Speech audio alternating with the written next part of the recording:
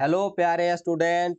मैं आपके अपने प्यारे यूट्यूब चैनल जेक गाइड में तहे दिल से स्वागत करता हूं। इस वीडियो में मैं आप लोगों को मैथमेटिक्स का चैप्टर नंबर 3 घन और घनमूल का जितना ऑब्जेक्टिव क्वेश्चन आंसर बनाया जा सकता है उन सारे क्वेश्चन आंसर को आप लोगों को इस वीडियो में अच्छी पूर्वक से बनाने के लिए सिखाऊंगा। तो आप लोग वीडियो को ध्यान पूर्वक से देखिए और सारे क्वेश्चन आंसर को आप लोग अच्छी पूर्वक बनाने के लिए सीखिए। पहला क्वेश्चन देखिए क्या लिखा हुआ है कि निम्नांकित में से कौन सा घन विषम होगा।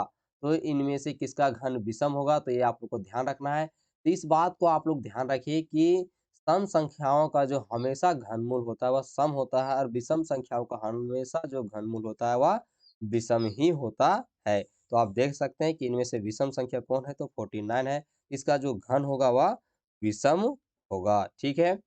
क्वेश्चन नंबर 2 देखिए क्या लिखा हुआ है कि यहाँ पर देखिए घन लिखा हुआ है। इसे रूट 100 तो आपको बोलना ही नहीं कि घन है, इसे क्यूब बोलते हैं इंग्लिश में, कि क्यूब 512 है तो किसके बराबर है ये आप लोग को बताना है। तो अगर आप लोग को याद होगा तो 8 का जो क्यूब होता है वह 512 होता है, यानी 8 को जब आप 3 बार गुना कीजिएगा तो आपको पता चलेगा कि यह 512 के बराबर में है। ठीक है। अब देख लेते हैं क्वेश्चन नंबर 3 क्या लिखा हुआ है कि क्यूब -125 इनमें से किसके बराबर नहीं है। तो आप देख सकते हैं कि यहाँ पर माइनस है, लेकिन ऑप्शन नंबर 4 में माइनस नहीं है, तो इसीलिए जो ऑप्शन नंबर 4 है वह आपका इसके बराबर नहीं है। ठीक है, इस बात को जरूर ध्यान रखिएगा। क्वेश्चन नंबर 4 देखिए क्या लिखा हुआ है कि क्यूब 729 किसके बराबर है। तो ऐसे करके आप देंगे 729। ठीक है, तो किसके बराबर है, तो अगर आप यहाँ पर इसे ध्यान देंगे तो अगर 9 को आप 3 बार गुना कीजिएगा तो 729 के बराबर होगा। तो 3 में से एक आपको बाहर निकालना है, तो 9 इससे बाहर निकल गया, तो आपका ऑप्शन नंबर 2 सही हो जाएगा। आप लोग वीडियो को देख रहे हैं और सारे क्वेश्चन आंसर को अच्छी पूर्वक बनाने के लिए सीख रहे हैं, तो जरूर चैनल को सब्सक्राइब कर दीजिएगा। साथ ही साथ वीडियो को आप लोग अपने दोस्तों में शेयर कर दीजिएगा। ठीक है। क्वेश्चन नंबर देखिए 5 क्या लिखा हुआ है कि 729 किसका घन है। तो 729 किसका घन है, तो ऑप्शन नंबर 3 9 हो जाएगा इसका घन। ठीक है, 729 जो है 9 का घन है। क्वेश्चन नंबर 6 संख्या 4 का घन होगा। तो संख्या 4 का आपको घन करना है, इस तरह से 3 इसको पावर में देना है, तो आप इसको 3 बार गुना कीजिएगा। तो ध्यान देंगे कि 4 चौके 16, 16 चौके 64, तो 64 इसका राइट हो जाएगा। ऑप्शन नंबर 4 सही हो जाएगा। ठीक है। क्वेश्चन नंबर 7 देखिए क्या लिखा है, इनमें से कौन सा पूर्ण घन संख्या नहीं है। तो 63 जो है पूर्ण घन संख्या नहीं है। 1000 जो है 10 का है, 125 5 का है, 27 जो है 3 का है। ठीक है। 8 देखिए क्या लिखा है, इनमें से कौन सी संख्या पूर्ण घन है। तो इनमें से जो 1000वां पूर्ण घन है। ठीक है, इस बात को ध्यान रखिएगा।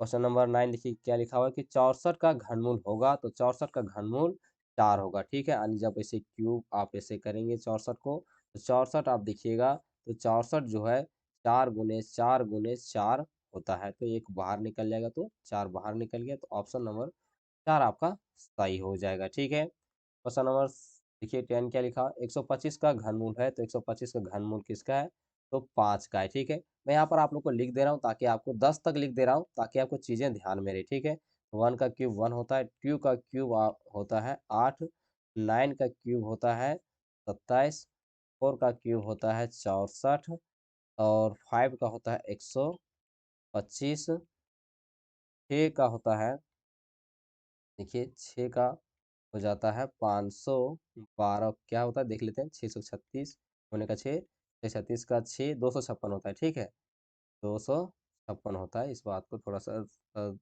216 होता है, 256 नहीं होता, 216 होता है। ठीक है, थोड़ा सा ध्यान रखिएगा।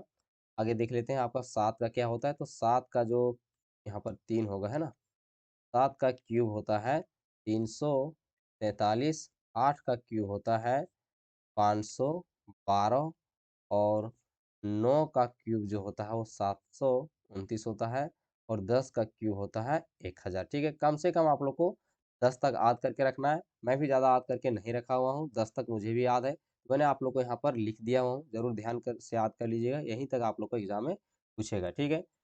11 देखिए क्या लिखा है, 216 का घनमूल है। तो 216 देखिए मैंने यहाँ पर लिख दिया आप लोगों को, 6 का है। 12 देखिए यहाँ पर 1000 का घनमूल होगा, तो 1000 किसका है, तो 10 का।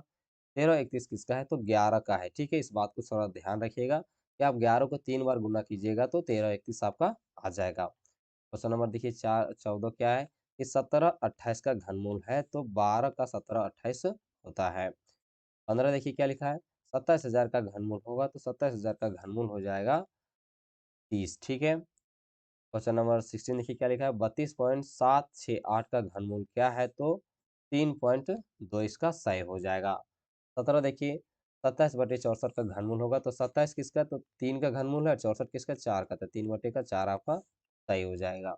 18 देखिए क्या लिखा है कि 8/27 का घनमूल है तो 8 किसका घन है? तो 2 का 27 3 का है तो 2/3 जिसमें होगा वही आपका सही हो जाएगा। क्वेश्चन नंबर देखिए 19 क्या लिखा है कि 7 के घन का इकाई अंक क्या होगा? तो 7 के घन का इकाई अंक पूछा जा रहा है तो 7 का घन होता है 343 तो 3 इसका इकाई अंक हो जाएगा। ठीक है।